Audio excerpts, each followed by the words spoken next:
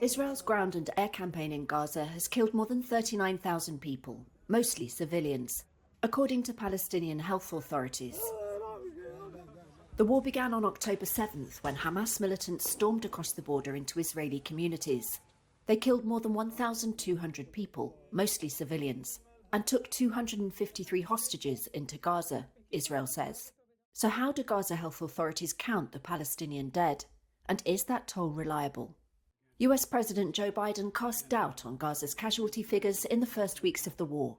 But I have no confidence in the number that the Palestinians are using. But the United Nations regularly cites them, and the World Health Organization has voiced its full confidence. Pre-war Gaza had robust population statistics and health information systems, public health experts say.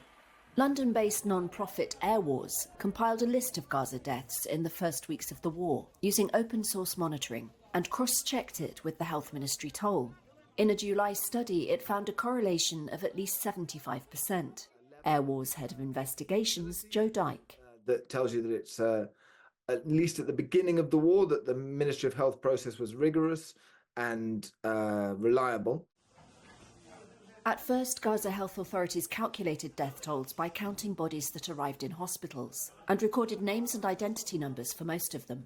But fewer hospitals and morgues now operate. From early May, unidentified Gazans were included, and they now account for nearly a third of the toll.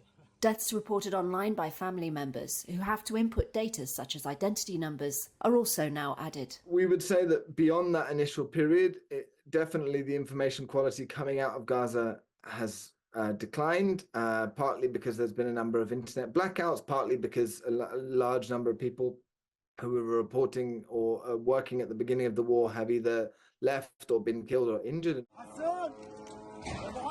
As many as 10,000 people were missing under the rubble as of May, according to the Palestinian Health Ministry.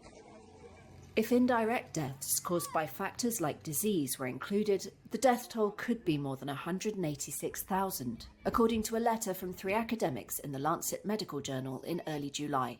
The UN also believes the true death toll to be higher than the official one.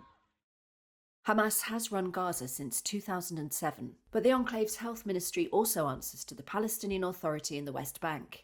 And the extent of Hamas control in Gaza now is difficult to assess, because Israeli forces occupy most of the Gaza Strip and fighting continues. Israeli officials have cast doubt on the figures because of Hamas's control over government. But at other times, Israel's military has credited the toll with being broadly reliable.